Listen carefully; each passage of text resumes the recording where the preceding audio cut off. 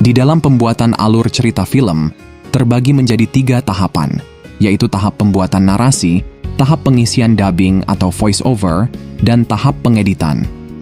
Perlu diketahui, ada 3 cara dalam membuat narasi alur cerita film untuk YouTube. Yang pertama adalah memproduksinya dari awal, yaitu kreator harus menonton filmnya terlebih dahulu, lalu membuat narasinya sendiri, kemudian mengeditnya dari awal hingga akhir. Yang kedua adalah dengan membayar orang lain. Harga narasi sendiri cukup bervariasi, mulai dari 20.000 hingga 100.000 per film. Namun, disarankan untuk menggunakan cara yang ketiga, yaitu dengan memproduksi ulang konten yang sudah ada di internet, dengan cara mengolahnya kembali menjadi konten yang baru. Misalnya, kita bisa menggunakan narasi yang telah dibuat orang lain, lalu mengubahnya sedikit dengan gaya bahasa yang kita inginkan. Ada 2 metode yang biasa saya pakai. Yang pertama adalah melalui website atau blog.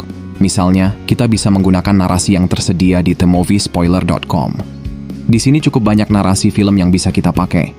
Semua narasi di sini tersedia dalam bahasa Inggris, tapi jangan khawatir, kita bisa menggunakan AI untuk menerjemahkan semuanya.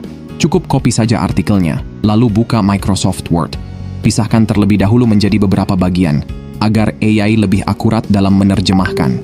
Setelah itu, buka saja AI seperti ChatGPT dan ketikkan terjemahkan ini ke dalam bahasa Indonesia. Setelah itu, kita bisa menggunakan narasi ini.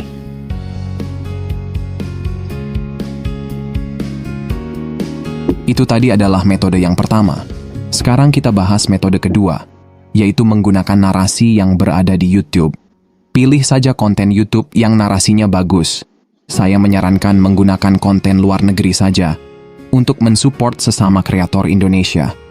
Copy link YouTube-nya, lalu pergi ke antiago.com transkrip. Di sini kita bisa meminta website ini untuk mengambil transkrip di video tersebut.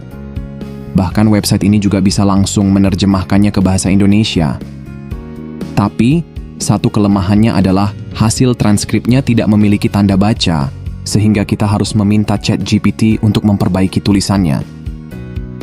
Cukup copy transkripnya, lalu pergi ke Microsoft Word.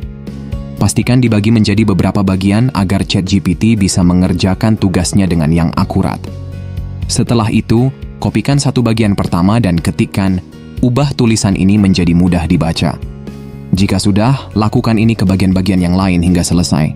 Setelah itu, bacalah kembali narasinya untuk mengecek keakuratannya. Perlu diingat, tidak ada AI yang sempurna.